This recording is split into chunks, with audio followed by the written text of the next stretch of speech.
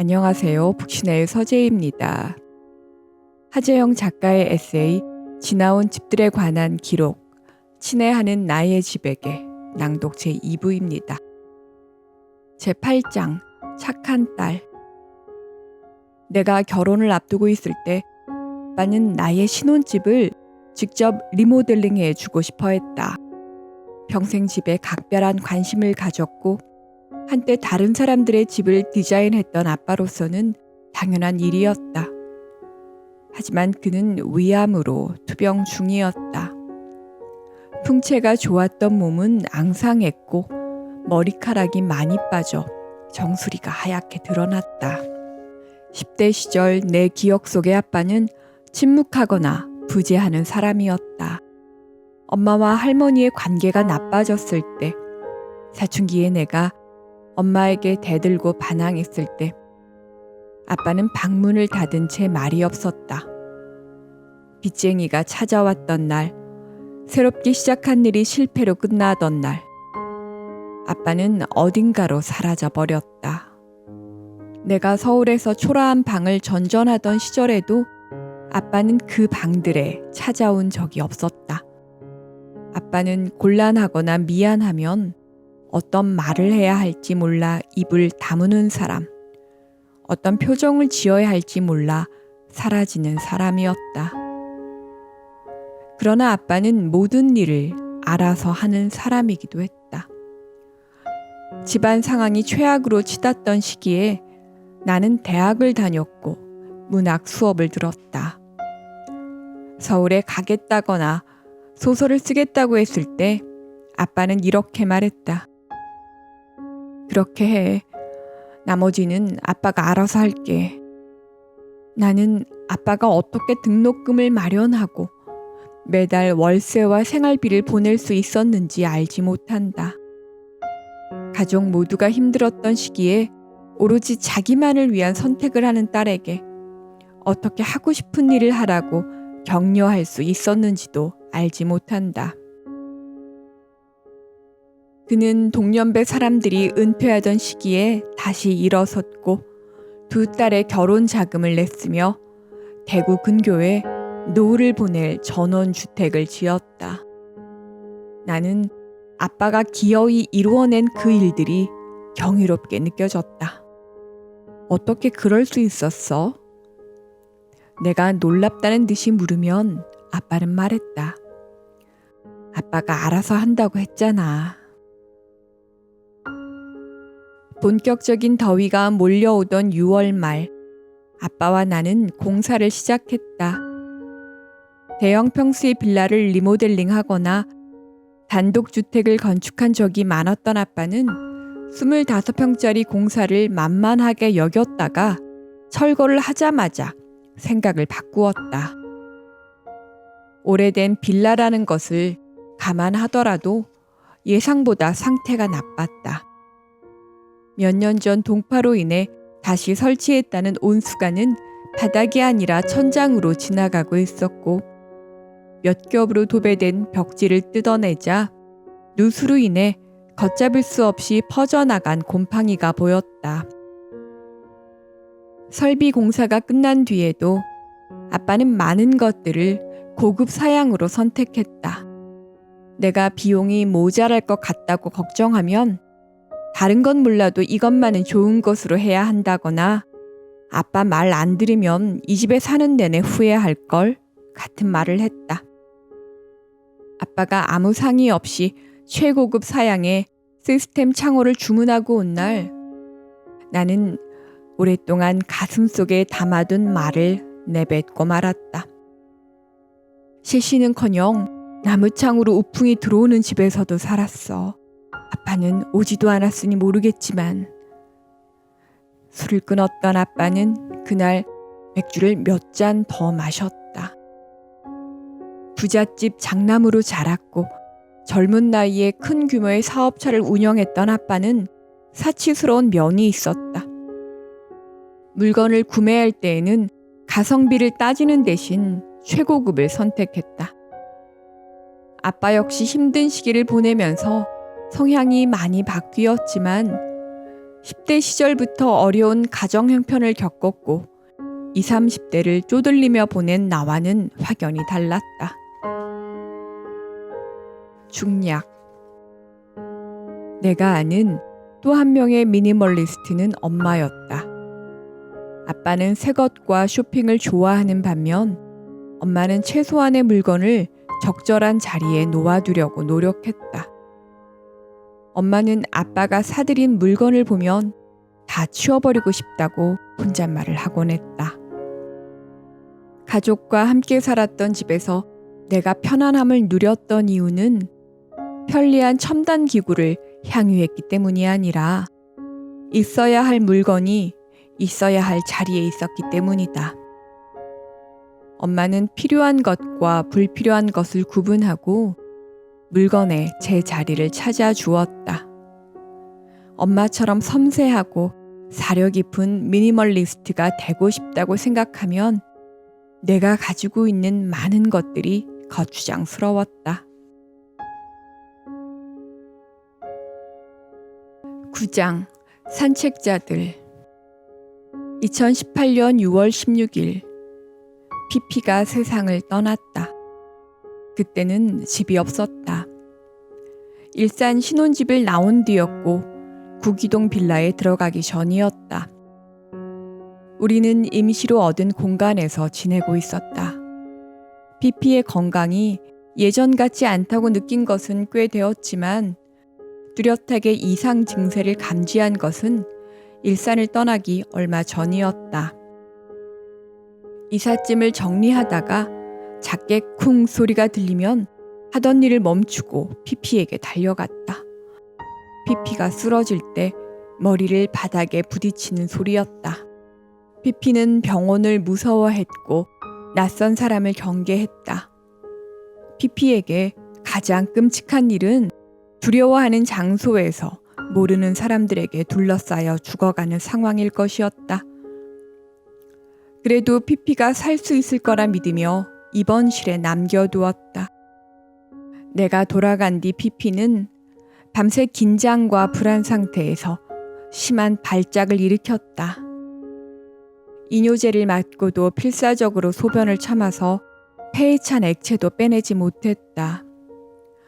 병원에서는 해줄 것이 없다고 했다. 날이 밝자마자 피피를 데리러 갔다.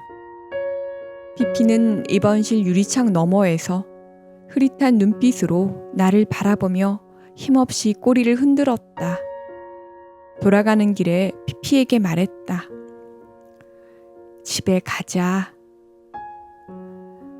이틀 전까지 피피가 살았던 집은 더 이상 우리 집이 아니었지만 그 말이 피피를 안심시켜줄 거라고 생각했다.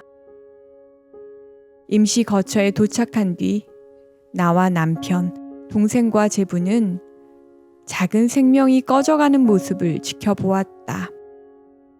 우리 넷은 피피가 좋아하는 몇 안 되는 사람들이었다.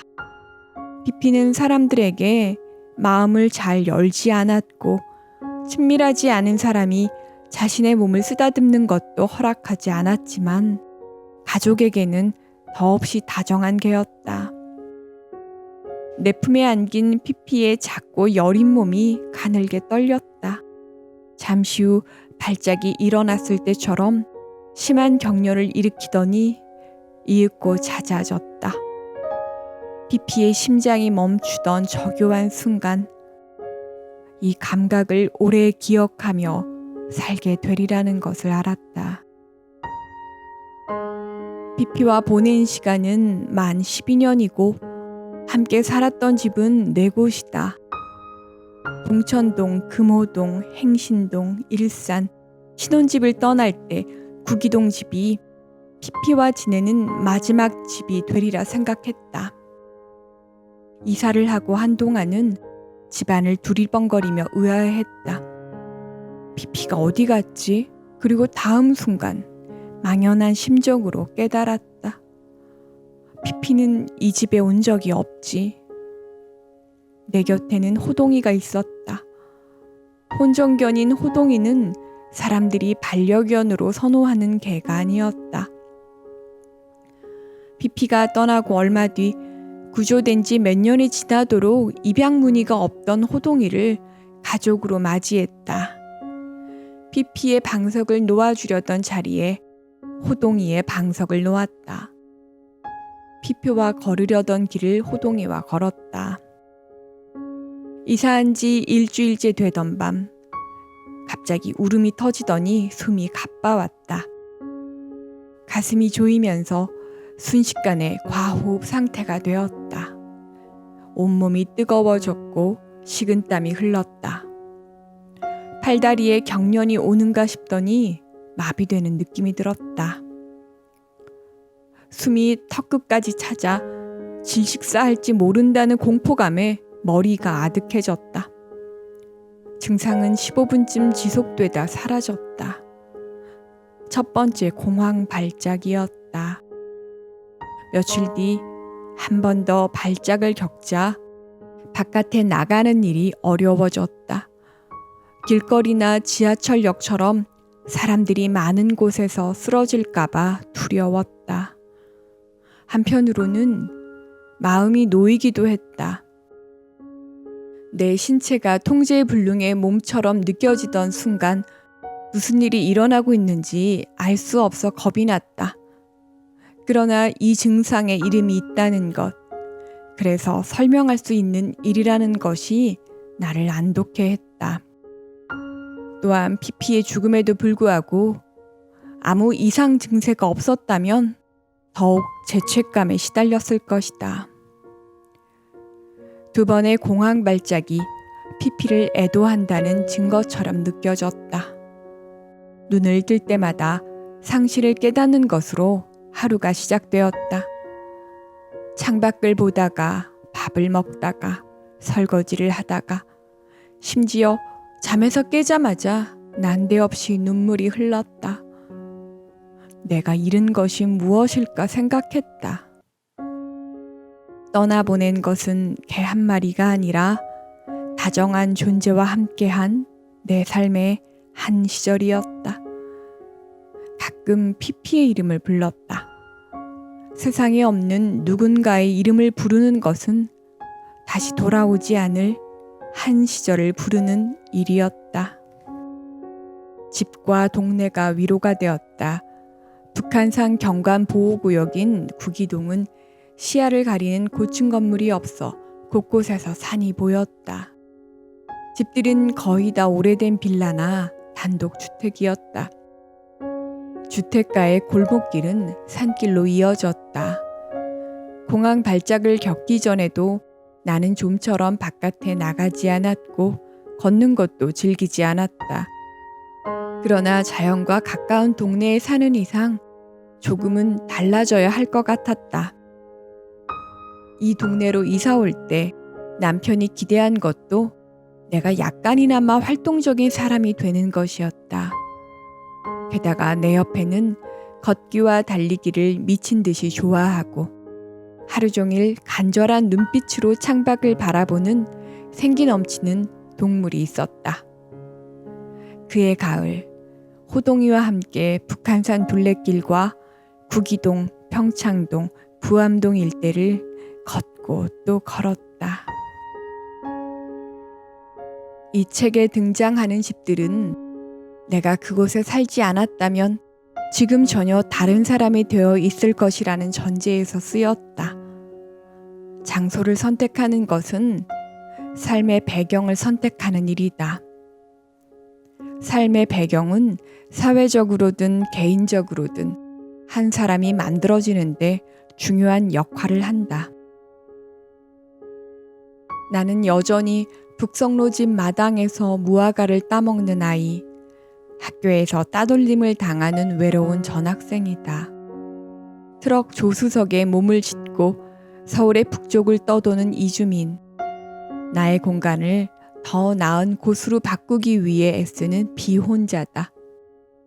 그 정체성들이 모여 나의 취향과 불호와 사고방식을 형성했다. 내 욕망의 많은 것들이 전부는 아니라도 적어도 일부는 내가 살았던 곳에서 비롯되었다. 글을 쓰고 싶어 하는 욕구, 고정된 성 역할을 거부하는 마음, 자기만의 방과 나의 자리에 대한 애착처럼 나는 한 존재를, 한 시절을 잃고 이 집에 왔다. 이곳에서의 시간은 슬픔과 상실을 안고 시작되었지만 그조차 이 공간에서 만들어갈 나의 일부라는 것을 안다. 이제는 여기가 내 삶의 새로운 배경이 될 것이다. 감사합니다.